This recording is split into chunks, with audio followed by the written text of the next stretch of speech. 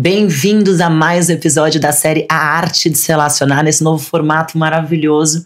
E a minha convidada de hoje é uma mulher incrível, Luíse Barsi, que é uma investidora desde pequenininha e ela vai ensinar e dar uma aula pra gente, como a gente aprende a investir. Então, gente, sem mais delongas, bem-vindas, Luíse. Obrigada, Marta. Obrigada pelo convite. Para começar, você é investidora desde os 14 anos. Os 14 anos. Que você, ao invés de receber mesada, recebia ações. Exato. Me conta um pouquinho sobre isso, a influência do seu pai nesse seu desenvolvimento pela educação financeira. Olha, é engraçado isso, porque duvido que nos anos 2000 tivessem muitas famílias que, assim, no café da manhã, no almoço, no jantar, o assunto que permeava a mesa era sempre investimentos. 2000 nunca, né? Imagina. Nunca, imagina. Então, assim, foi um privilégio muito grande de crescer numa casa que, assim, a gente sempre enxergou os investimentos como uma forma de geração de riqueza, uma coisa muito próspera, muito positiva. Então, era um assunto muito natural em casa. E, enfim, é o assunto que meu pai gosta de falar. Então, pra gente ter essa conexão, né, pra gente se relacionar, eu sempre sentia que esse tinha que ser um assunto que eu teria que ter um interesse genuíno, né? Eu acho que da parte dele também houve muito esse interesse de se abrir, de ensinar, né? Ele sempre foi uma pessoa muito aberta em relação a isso. Então, em casa, a gente sempre foi muito rígido em relação às regras com as finanças da casa, né? Então, por exemplo, presente. Eu só recebia presente em casa, eu tinha um orçamento, vamos dizer assim, vamos chamar, R$50. E presente era Dia das Crianças, aniversário e Natal. Ponto final. Né? Inclusive um episódio que me marcou muito foi o dia que eu quis um presente que custava mais do que os R$50, que era uma bicicleta. E aí meu pai não me deu, assim, a minha mãe, minha avó, todo mundo morrendo de vontade de me dar a bicicleta. Ele, não, ela tem que aprender essa lição, né? Eu tinha 5 para 6 anos, ele falou, olha, com o dinheiro que você tem, não dá pra você comprar a bicicleta, mas eu vou te ajudar. Se você juntar do seu aniversário, do Natal, no Dia das Crianças do ano que vem, você já vai ter juntado dinheiro pra bicicleta. A gente tá arrepiada, que maravilhoso. E minha mãe desesperada, tadinha. Não, pelo amor de Deus, tadinha da menina, não custa nada a bicicleta. Ele, não, mas ela vai dar mais valor pra essa bicicleta. E realmente, eu nunca vou esquecer o dia que eu comprei essa bicicleta. Talvez se eu tivesse ganhado de mão beijada, vamos dizer assim, com 5 e não com 6, né, não ter antecipado esse sonho, talvez eu não... E eu lembro de brincar, assim, eu lembro perfeitamente da bicicleta, com a cestinha, o trim-trim, sabe assim? Então foi um aprendizado que eu levo pra vida toda. Então isso sempre permeou a minha casa. E adolescente, você sabe bem como é que é, né? A gente começa a ver, eu queria, na época era o Nike Shots, que eu queria, você via todas as amiguinhas com tênis da moda, e eu enchi o saco, falei, pai, pelo amor de Deus, eu não tenho mesada, compra pra mim. Calma, vamos fazer o seguinte, então, você vai ganhar mesada, mas quem vai te pagar não sou eu, é a Ultrapar. E aí ele foi lá, comprou pra mim X ações da Ultrapar, e me explicou, olha, a Ultrapar, ela anuncia dividendos trimestrais. Então você vai receber X, isso aqui dá o equivalente a R$300 por mês, e você vai ter que se virar com isso daqui. É isso aqui. Aí você tem uma outra decisão ainda para tomar.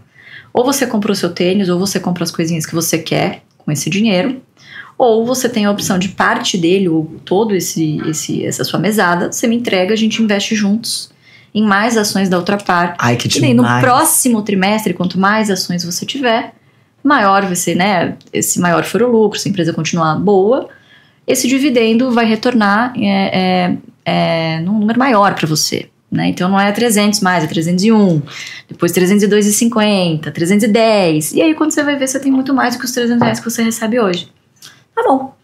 E aí o bichinho das ações, o bichinho do investimento, esse tal de dividendo me picou e nunca mais pensei em fazer outra coisa que não relacionado com ações, relacionado com o mercado financeiro. Então acho que foi uma forma muito lúdica, né, de como você maravilhoso. Influencia pelo exemplo, né? Sim, e isso também te ensinou a você olhar, primeiro dar valor ao dinheiro, aprender a investir, aprender a acompanhar empresas, porque isso é educacional também de acompanhar as empresas, né? Sim. Eu acho que muito do que as pessoas, a gente vai falar bastante sobre isso, sobre, vamos dizer, a ignorância das pessoas de investir, é porque elas investem com coisas superficiais sem entrar na história das empresas. Então, isso você deve ter acompanhado a histórico das empresas para saber depois que ação investir. Não, sem dúvida. E no final do dia, quando você compra uma ação, você é sócio daquela companhia, né? Essa é uma visão. Não é diferente de você montar o seu próprio negócio. Você vai abrir uma loja, você vai querer saber se o ponto é bom, né? Se ali vai atrair a clientela, qual é o tipo de produto que você vai oferecer, quanto é que custa para oferecer esse produto, quais são as suas matérias-primas, quais variáveis você tem que entender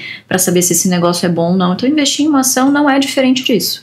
É você, quanto mais, obviamente, você mergulha nos negócios da empresa e quanto mais foco você tem, né, quanto mais você sabe o que você está procurando ali, maiores são as chances de você ser assertivo com os seus investimentos, né? E também o horizonte com que você está fazendo esse investimento, né? Então, não é diferente de você ter um negócio da vida real, né? Eu acho que as pessoas muitas vezes tratam as ações com aquela sopa de letrinhas que pisca, que sobe e desce, tô rico, tô pobre, né? Tô rico, tô pobre, é maravilhoso. Muito mais do que isso. Você ser sócio de alguém. Né? Com certeza, muito mais profundo, né? Muito mais profundo. E me fala uma coisa, em que momento você sai da visão familiar e cria a sua própria visão? Passando esse momento de adolescência, você já adulta. Você estudou o quê? Eu fiz economia e contabilidade. Tá. Combina bem. Combina. E aí depois você sai disso, você sai da faculdade e começa a sua trajetória. Como é que foi esse momento de criar a tua trajetória, a tua visão com um pai tão presente e forte?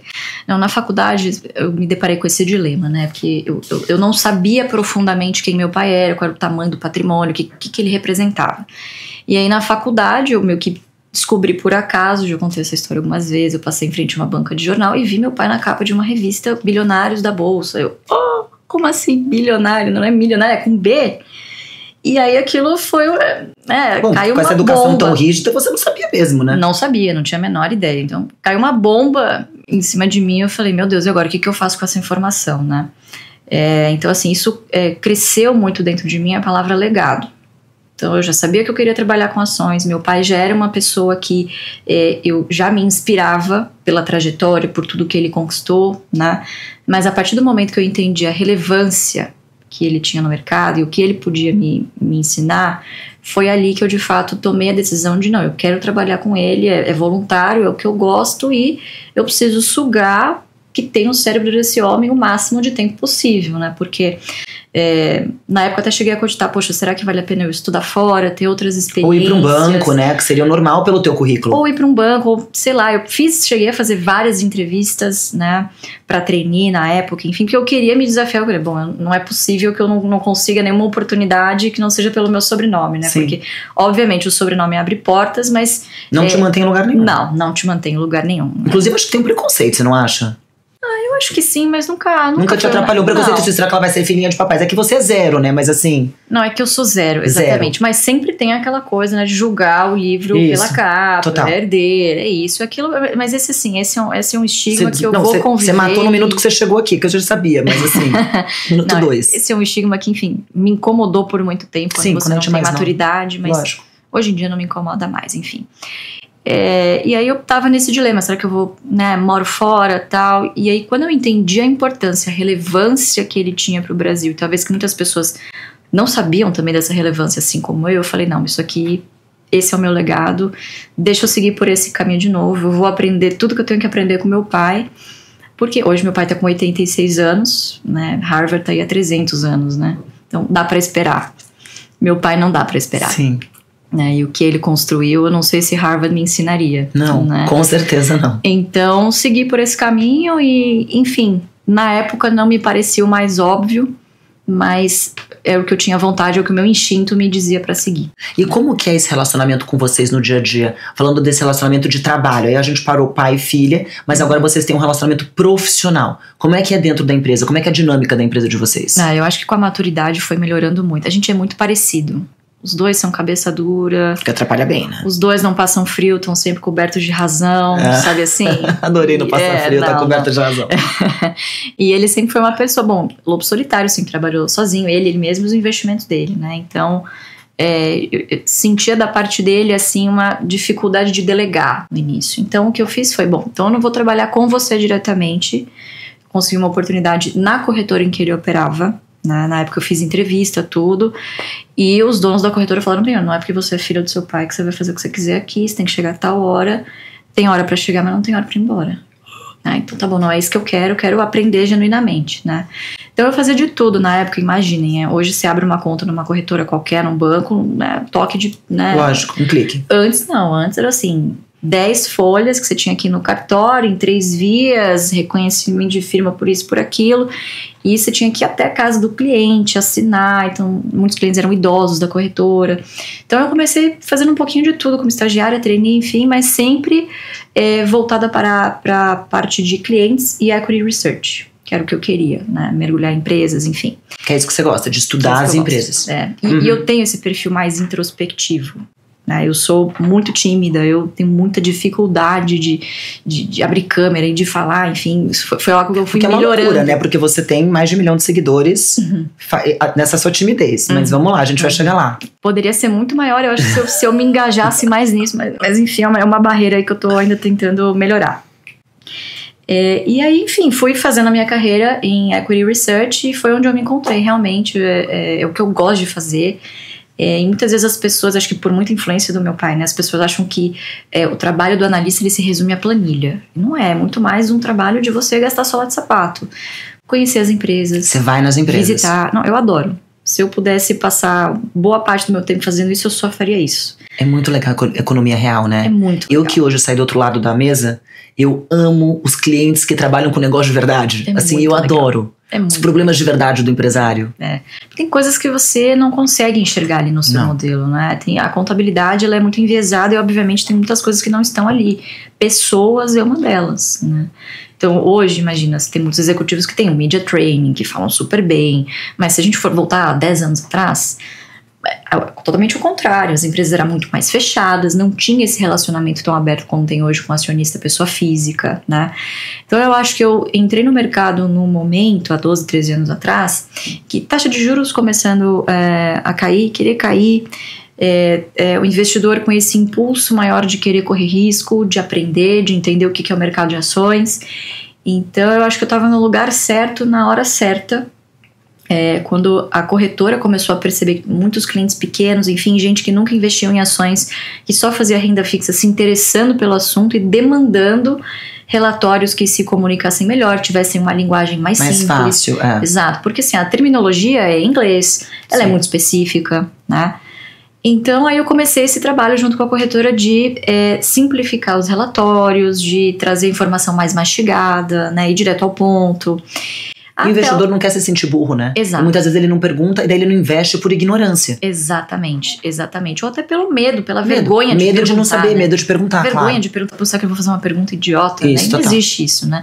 Então a corretora falou, por que você já se relaciona com os jornalistas, já faz call de manhã, call de tarde, não sei o que, com o jornalista, por que você não começa aí, faz a rede social da corretora? Eu falei, meu Deus, esses caras querem me matar.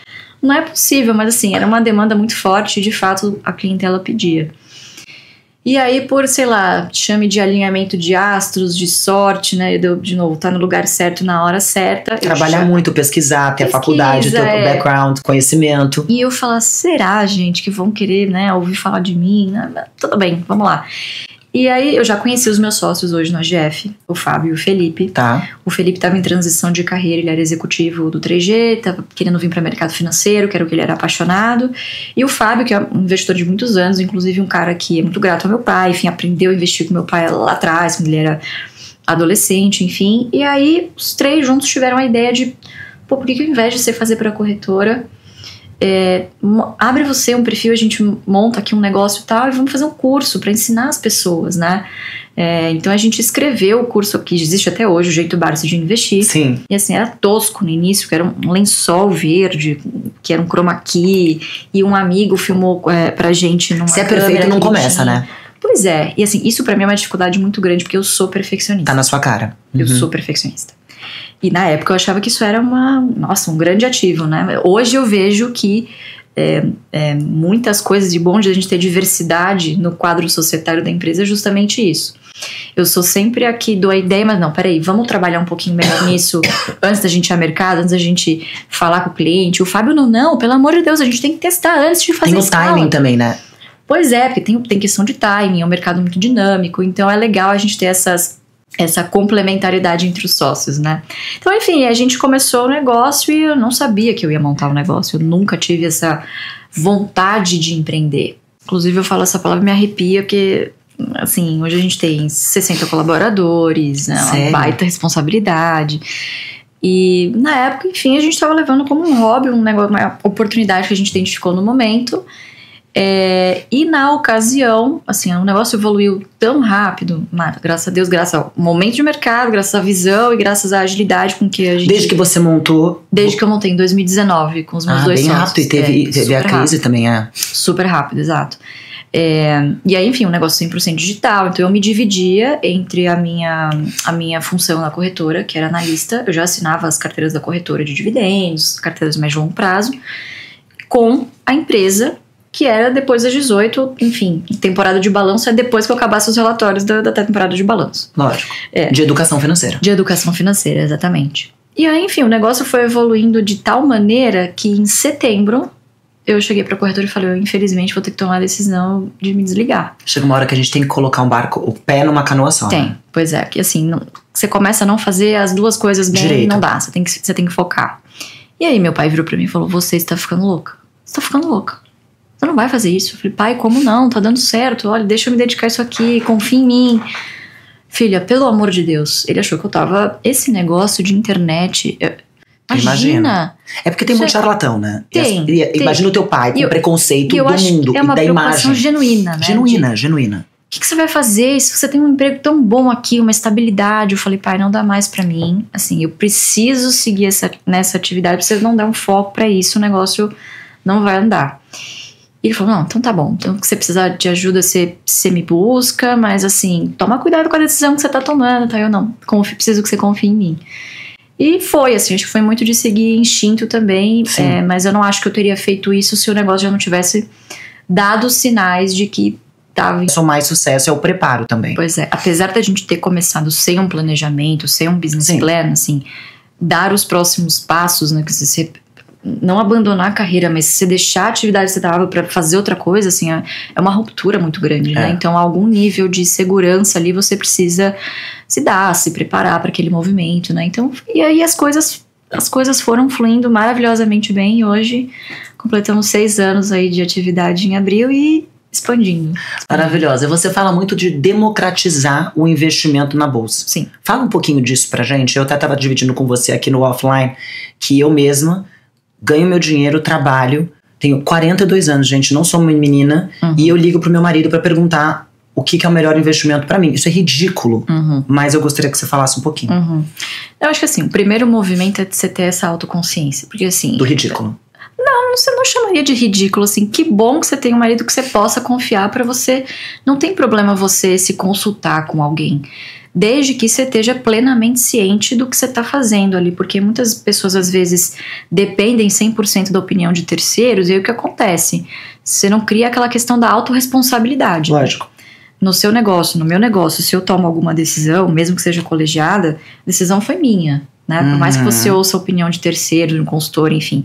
Então, nos investimentos não é diferente, você tem que ter plena consciência das decisões que você está tomando, né? Porque ganhar mais, obviamente, é muito importante, mas a outra parte da equação é o que você faz com o que sobra.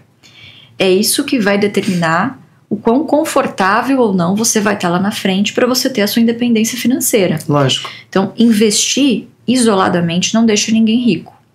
Mas o acúmulo dessas boas decisões no curto prazo, somadas por um longo período de tempo, são determinantes pro quão confortável você vai estar lá na frente ou não, né? Pro quantos nãos você vai poder dizer e quantos sims você vai ser obrigado a dizer por necessidade, né? Então, liberdade financeira é isso, né? É o dinheiro como um meio, não como um fim. Sim. Né? E eu acho que as pessoas lidam muito com investimento como aquela forma de enriquecimento rápido. E não existe isso. Então, não é isso que a gente preconiza, né? Então, quando a gente fala democratizar os investimentos, é no sentido mais profundo da palavra, né? Democratizar não é simplesmente popularizar. Eu não acho que as ações... Eu acho que a bolsa pode ser para todos, mas nem todos são para a bolsa. Tá bom. Justamente por essa postura que é necessária. Perfeito. De disciplina, de paciência. O brasileiro tem uma... 100%, assim. O comportamental vai determinar 80% do seu resultado a longo prazo. 80%. Porque, assim, informações... O comportamental do investidor. Do investidor, sem dúvida. Porque informações hoje sobre boas empresas, você consegue informação hoje, se você conseguir filtrar, obviamente, né, e estudar, se dedicar, você consegue identificar o que é uma boa empresa, o que não é, o que é o bom preço, o que não é. Agora, tem sempre aquele o diabinho e o anjinho do seu lado, do tipo, vende, já deu 5%, vende, né? Ou compra isso daqui que você fazer o preço médio.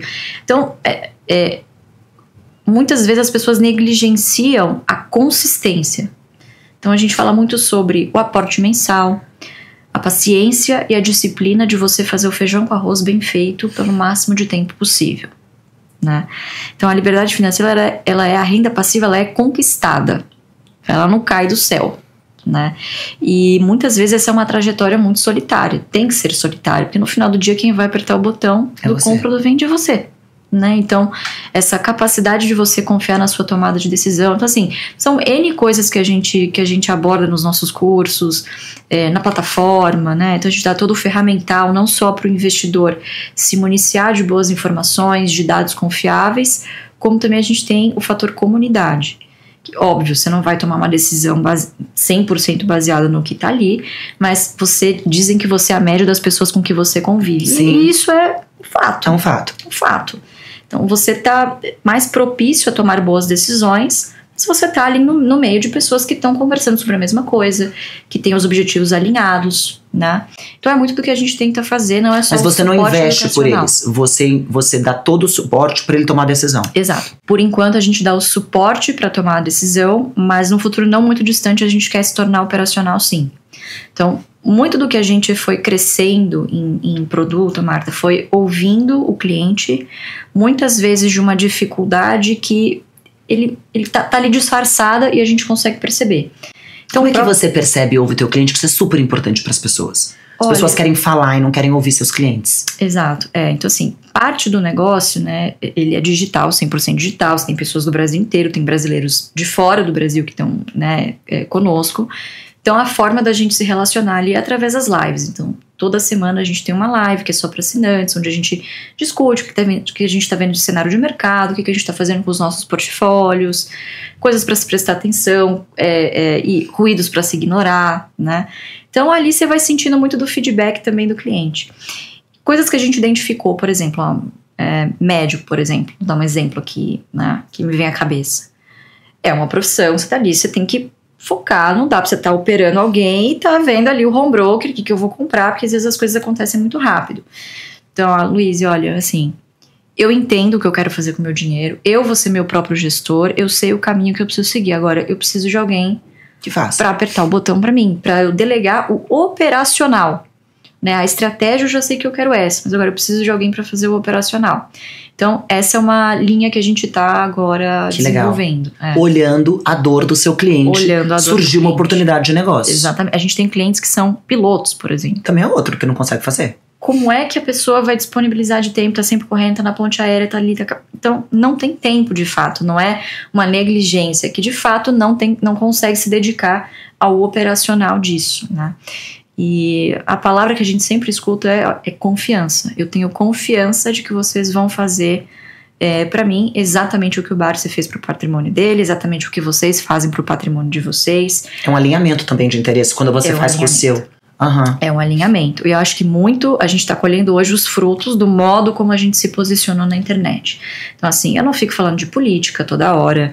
Eu não fico Você fala quando ela influencia no investimento. Sem dúvida. Eu tento falar sempre com um viés de como isso vai influenciar ali a sua tomada de decisão, mas nunca tomando partido lá do A, lá do B, esquerda. Porque não interessa, né? A gente vai ter que conviver com a parte do que tá. Porque não interessa, exatamente. Então, na internet você tem muito barulho e pouco conteúdo de fato, que quando você cava um pouquinho mais, você vê que é um negócio bastante raso, né? Então, a gente nunca foi por uma linha de querer sermos influenciadores. Nós somos investidores que influenciam. Maravilhoso. E quando a gente fala de dinheiro, de investimento, que é um negócio que mexe com o âmago, né? Assim, a parte do corpo humano que mais dói é o bolso. Sim. Né? Quando tá subindo, você é herói. Mas quando tá caindo, quando o investidor descobre que talvez o perfil de investidor dele não fosse tão arrojado quanto ele imaginava, né? Que a renda variável varia e para baixo dói bastante, né? Então, obviamente, a primeira pessoa que ele vai atacar, enfim, é quem deu a dica, né, com quem ele estava se aconselhando.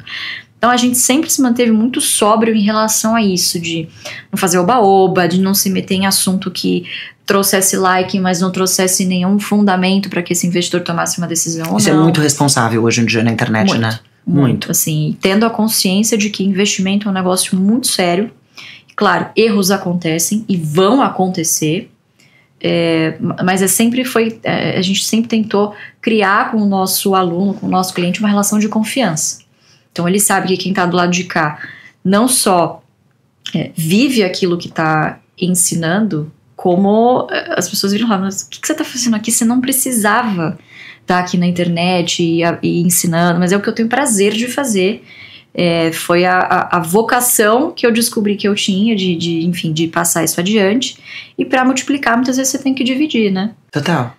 Então hoje você tem a parte educacional, isso. Você tem uma parte de consultoria. Isso, exatamente. Ou assessoria, como você chama, para esses. A pessoa passa pelo educacional, aí você tem a parte de assessoria para essas pessoas, e aí elas dão a tomada de decisão no futuro com vocês, mas hoje elas usam outro lugar para dar a tomada de decisão já aconselhado por vocês. Exatamente. Hoje a gente tem um modelo de consultoria e gestão, por enquanto, e a ideia é atender não só aqueles clientes que queiram transferir a custódia pro AGF, mas também aqueles que já se sentem bem atendidos ou já têm um relacionamento. Então, de novo, ouvindo o cliente, né?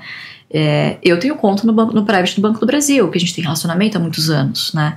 Eu não vou fechar essa conta e trazer tudo para um lugar só. Eu quero ter ali em lugares estratégicos, seja por benefícios ou um relacionamento de longo prazo, mas eu quero em ações que vocês deem pitaco na minha carteira. Eu quero uma opinião.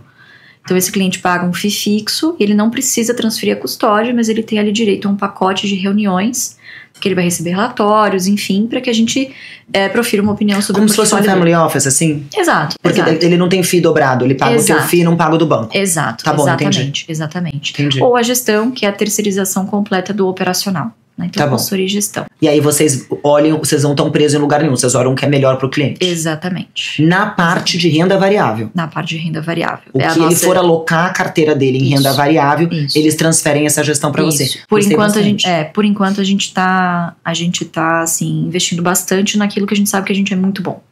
E aí é um trabalho, né? Você vai trazendo pessoas, vai aumentando o time, até por uma questão de bom atendimento, a gente tá começando pequeno, então o crescimento vai vir aos poucos. Assim, sim, não é até porque a gente tá no momento de Brasil de juros altos, né? Pois então as pessoas elas acabam ficando muito mais confortáveis na renda fixa. Então a migração de carteira para renda variável é muito menor. Exato. Então tem um educacional muito grande a fazer, porque também é nesse momento que tem oportunidades, que eu escuto você e seu pai falando. Exatamente isso. Eu acho que assim, o timing pra gente abrir esse novo negócio foi muito importante, porque não tem ninguém falando de bolsa. Pelo menos até poucas semanas atrás, quando a gente anunciou, não tinha ninguém falando de bolsa. O Brasil era o patinho feio, né? Emergentes são sempre a promessa que nunca acontece. Então, a gente sabe que o mercado é feito de ciclos. Sim. As narrativas e as opiniões, elas mudam, são muito volúveis, então mudam muito rápido. Muito. Né? Então, você tem que estar preparado. É muito engraçado que você pega um economista e ele pede... Desculpa falar isso, mas eles pegam assim, não grave o meu vídeo, porque semana que de opinião, eu lembro no banco, porque semana que vem pode mudar e eu não quero com aquela opinião que eu dei semana passada. Mas não, pode falar, porque eu sou economista, te tem lugar de fala aí pra... Assim, câmbio, taxa de juros, boa parte dessas variáveis macroeconômicas, quando você se debruça para fazer modelo, você já faz sabendo que assim, a chance de errar é gigantesca, né? Então, eu acho que como investidor, uma das coisas que você aprende com a maturidade é você se preocupar com aquilo que você controla. Eu não controlo o que o Galípolo vai fazer na próxima reunião do Copom, né? Mas eu consigo controlar a qualidade do ativo que eu compro. Sim. E eu consigo controlar o preço que eu pago por esse ativo, né? Então, é isso que a gente foca. Não, maravilhoso. Eu queria falar um pouquinho sobre você como mulher. Eu sei que a gente estava batendo um papo aqui, que a gente não gosta de ter essas posições por ser mulher. Eu, na verdade, eu acho que tem um certo até preconceito de mulheres que se usam de ser mulher para entrar em certas posições. E eu acho que eu e você, a gente tenta fugir desse lugar. E a gente quer ir pro mérito. Mas você tem uma atuação importante em diversos conselhos, né? Então eu tenho aqui Klabin, Eternit e RB. E aí primeiro eu queria saber como que é a sua atuação, uma curiosidade mesmo. Porque eu escuto muitas mulheres que estão lá e preferem manter suas posições e elas não de fato são participativas. Isso que eu escuto de vários homens. Ou outras mulheres que vão e querem contestar o tempo inteiro para se fazer muito participativas. Então, Como é a sua atuação nesses conselhos? Olha, é muito boa essa pergunta, porque quando eu comecei, minha primeira interação com o conselho foi em 2016. Eu estava quase me formando na segunda faculdade, eu já estava na carreira de analista, enfim. Meu pai virou para mim e falou: eu preciso que você me represente na Unipar. Pai, como assim? Tipo, na Unipar, né? Assim. Na sua empresa mais importante, que eu preciso de alguém de confiança e eu preciso de alguém que eu sei que vai olhar para aquilo como se fosse eu olhando. Então eu só confio em você, vai lá. Pai, mas assim, como é que as pessoas vão olhar? Como é que eu vou chegar? Vou chegar, essa menina chegou aqui. Minha primeira oportunidade, ele falou: minha filha, você vai aprender uma coisa quando você chegar em conselho, que tem muito a melhorar ainda. Tem muito a ser feito, porque muitas dessas posições, da mesma forma que eu tô fazendo com você, que é um cargo de confiança, é alguém que muitas vezes já passou pela empresa, é alguém, geralmente quando tem algum controlador, é alguém ligado ao controlador. Então, acho que meu pai sempre foi, na verdade, desde lá de trás, ele sempre foi um cara muito ativista como um investidor minoritário, como um pequeno sócio, né?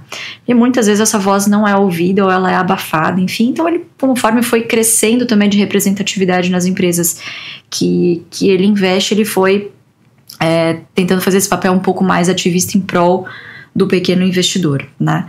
Então, eu fui com essa cabeça, muito com essa cabeça de analista. E na primeira reunião, óbvio, eu falei: não vou falar nada, eu vou sentar, homens. Eu vou ouvir homens, cabelo branco, enfim, pessoas muito experientes. Chegou uma jovenzinha. Chegou uma menininha, loirinha, baixinha, de óculos, bonitinha, enfim. E primeira reunião eu falei: eu só vou ouvir. Claro. Acho que é sempre muito sábio, né? A primeira não é você ficar levantando a mão, eu vou ouvir, eu vou anotar as minhas perguntas. E eu vou direcionar para o presidente do Conselho Fiscal, para quem eu tiver que direcionar, para tirar minhas dúvidas, enfim. A primeira reunião durou 20 minutos. Aprovado, café, tá, tchum. Aí eu entendi o que meu pai estava querendo me dizer. Assim, logo no início, quando essa discussão de diversidade, a gente precisa ampliar os escopos dos conselhos, não pode ser uma coisa só meramente protocolar, porque tem na lei bem protocolar, isso que você falou, né? Tem muitas empresas que são... O papel desses conselhos, desses comitês, são meramente protocolares para você fazer produzir, né, enfim, todas as evidências que se precisa e bola para frente, todas as discussões acabam ficando na diretoria. Isso mudou muito, não só na Unipar, mas em todas as outras empresas, assim, essa forma de você fazer essas discussões em conselho mudou muito, né? Muito por conta dessa coisa de diversidade, pelos questionamentos que foram sendo levantados ao longo do tempo, exemplos de falta de governança que acabaram destruindo muito valor pro acionista, né? Então as coisas evoluíram muito de 10 anos para cá. E ali eu senti que, poxa, qual é o lugar que eu vou me posicionar? Eu sou analista, a única diferença do que eu vou fazer aqui é o meu cliente não é o cliente final, não é um investidor no final do dia, meu cliente é a empresa. Então, o meu papel aqui é eu dar pitaco, não só nos materiais que estão aqui, mas é pedir outras evidências, mergulhar um pouquinho mais e, da mesma forma como analista, não só me ater ao modelo, mas ir na fábrica e ver se o ativo e o passivo estão batendo com a realidade. Então, coisas do tipo, coisas que na época foram muito bem vistas. Tive a liberdade para fazer isso, né? E enfim, foi esse lugar que eu me coloquei. Eram muito poucos os representantes em conselho que defendiam interesses especificamente dos sócios minoritários, dos investidores minoritários, né? E assim fui indo, sem precisar gritar, sem precisar falar mais alto que os demais, né? Mas como você mudou desses 20 minutos para você conseguir de fato trazer alguns pontos e ser ouvida nesse lugar?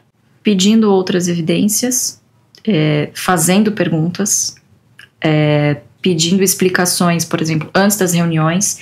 Ali você começa a aprender uma coisa, Marta, que as decisões, elas muitas vezes em conselho, um conselho começa muito antes da reunião principal. Claramente. As pessoas fazem seu trabalho articulado antes. Ali é só para aprovar. Exatamente. Eu demorei um tempo para entender isso. Então, você primeiro mostra que você está ali para ajudar, não para criar problema. Depois você vai se relacionando com a pessoa vai ficando um pouco mais aberta a compartilhar outros pontos de vista.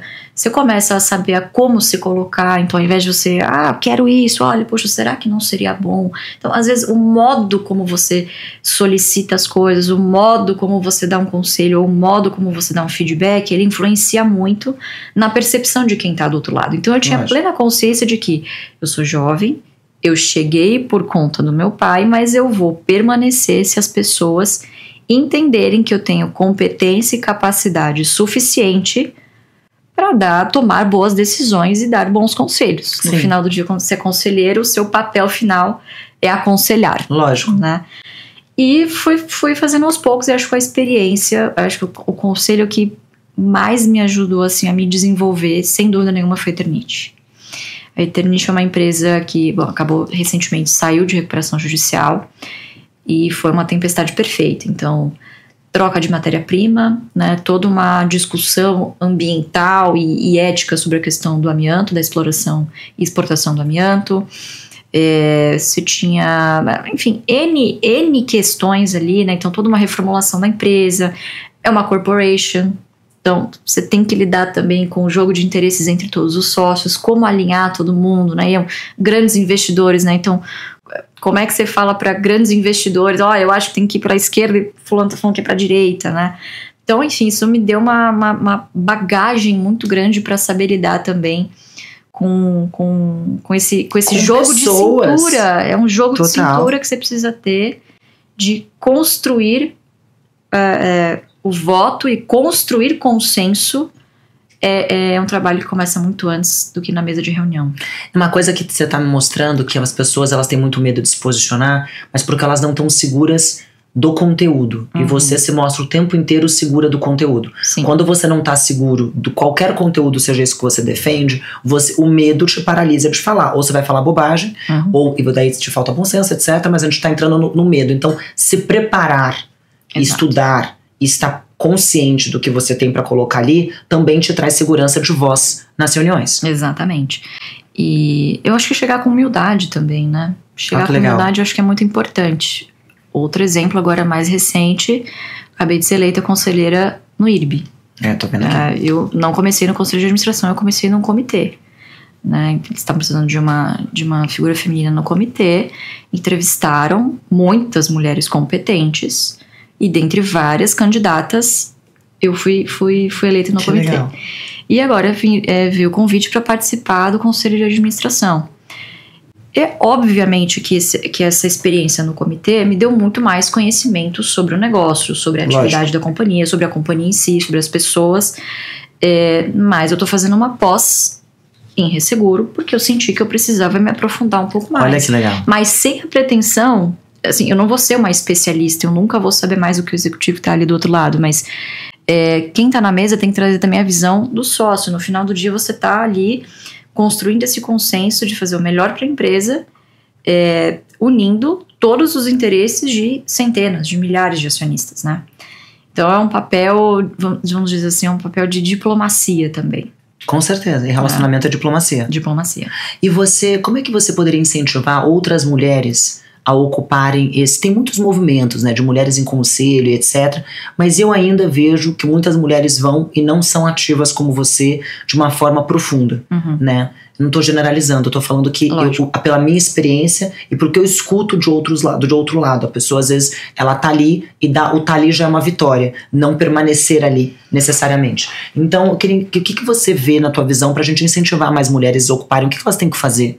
Olha, acho que uma grande porta de entrada para construir uma carreira de conselho são comitês ou consultorias. Então, você de alguma forma começar um relacionamento com a empresa, seja prestando uma consultoria, alguma coisa do gênero. Porque, de novo, no final do dia são cargos de confiança. Sim. Então, e confiança não é uma coisa que você conquista da noite pro dia. Então, geralmente envolve ali um relacionamento mais de médio e longo prazo com essa empresa, um relacionamento de confiança e que, obviamente, os pares ali acreditam que você seja uma pessoa que possa contribuir para a visão de negócio, né? Então, acho que é uma construção de relacionamento, né? Deixa eu ver, acho que talvez estudar um pouquinho mais a fundo, Sobre setores de cada empresa que você vai ser conselheira? Sobre os setores, eu acho que investir naqueles setores, empresas, que você genuinamente acredita que possa contribuir. Vou dar outro exemplo. Logo que saiu aquela consulta pública da B3, e não é uma crítica nem nada, mas são coisas que eu vivenciei, tem uns 2, 3 anos isso. A B3 começou uma consulta pública, que eu pratique ou explique, sobre você não ter minorias representadas em conselho de administração. É um modelo que é amplamente utilizado lá fora, e você não é obrigado, mas se você não tiver pelo menos 1 ou 2 minorias, agora não lembro, no seu conselho de administração, você precisa explicar por que você não tem essas minorias representadas. Muito bem. Na semana que saiu essa consulta pública, isso não é uma coincidência, uns 2 ou 3 headhunters começaram a me ligar, me procurar em LinkedIn, do tipo, Luiz, olha, putz, eu tô precisando de uma mulher numa vaga tal, obviamente não vou falar, mas de uma varejista X. Aí eu peguei o contato, eu liguei, eu falei, olha, eu agradeço muitíssimo, mas assim, eu não vejo como eu posso contribuir com essa companhia. Como assim? Mas você é uma grande influenciadora, você é investidora, não, eles estão precisando de uma mulher lá, não sei o que. Mas veja, eu não invisto em varejo. Eu já fui analista, cobri alguma coisa de varejo, mas não é um setor que eu tenha expertise que eu possa contribuir com a companhia, assim, por mais que possa ter outros ângulos que eu possa contribuir, eu não acho que seja um setor que a minha visão seja importante para a empresa. Se você precisa de uma mulher, procura tal pessoa, tá bom? Tá bom, obrigado, muito obrigado pela sua gentileza. Então você começa a ver algumas situações que vão sendo criadas, né? Eu acho que muito do que você falou, que das mulheres talvez para conseguirem essa oportunidade se colocarem em lugares que elas não vão agregar valor. Pois é. O agregar valor está secundário do que estar no conselho. Exatamente. Isso pode até durar por um tempo, mas eu acho que tá caindo por terra. E também, na verdade, eu acho que isso, numa certa forma, queima o trabalho de quem tá fazendo de outra forma. É ruim, porque você fica com esse estigma. Mas isso também não diminui a importância da gente falar sobre o assunto. Não. Quanto mais diversidade você são fato, quanto mais diversidade você traz pra mesa, mais você amplia o seu campo de visão, né? Então, é muito importante, mas acho que a forma de se fazer isso, eu não sei se dá para ser uma coisa abrupta. Eu acho que é uma coisa que é construída ao longo do tempo, de você também incentivar mulheres em outros cargos de liderança, né? Porque no final do dia o conselho de administração ela é a última instância. E tem que ser um movimento também que parta dos acionistas, né? Sim, no lógico. final do dia, na assembleia que você é eleito, que é o órgão máximo de qualquer companhia. Sim. Então eu acho que é um trabalho talvez não tão fácil e tão rápido. Eu acho que esses encurtamentos de caminho são bem-vindos, mas a gente pode cair em algumas armadilhas que são perigosas, inclusive para o progresso da mulher nesse papel de liderança, né? Então acho que não se colocar nesse papel de vítima, de estar ali por ser mulher, por gênero, por X ou Y, acho que faz parte da discussão. Mas acho que tá melhorando. Tá melhorando, também acho, tá melhorando. Tá melhorando. Bom, pra gente encerrar, eu quero fazer uma pergunta, que é: como é que você enxerga o futuro da relação do brasileiro com o dinheiro? Olha, eu acho que a gente tem que comemorar pequenas vitórias.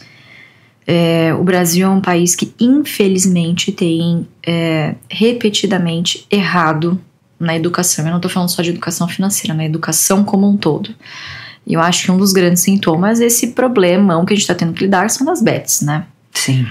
Então, eu não acho que isso seja o problema, eu acho que isso é um dos sintomas, né, da forma equivocada com que o brasileiro foi levado a tratar do seu dinheiro, né? Então, o dinheiro ele não é o vilão, na verdade, quem tem dinheiro você resolve, 70% dos seus problemas estão resolvidos se você tiver ali uma reserva financeira, né? Sim.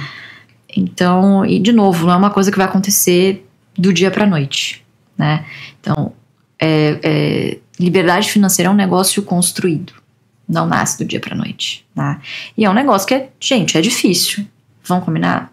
Não gastar no final do mês, você tem que fazer algum sacrifício para que sobre no final do mês para você consiga investir bem. Lógico. Não digo só na bolsa, mas investir na sua própria educação, na sua profissão e coisas do tipo. Então, tem que ser uma decisão que, quando tomada, se for tomada no âmbito familiar, melhor, porque você tem ali todos os agentes daquela família trabalhando em prol desse objetivo, e tem que ser uma decisão que, quando tomada, vá crescendo dentro do seu hábito, né?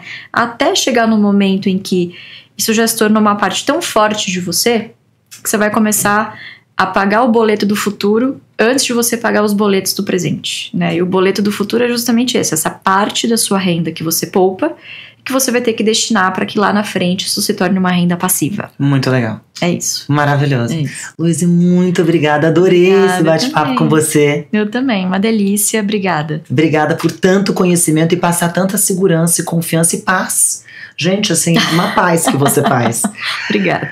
Gente, muito obrigada a vocês que estão nos acompanhando aqui. E clique aqui, comente o que você gostou desse episódio, o que você quer aprender mais com a Luíse. E até a próxima.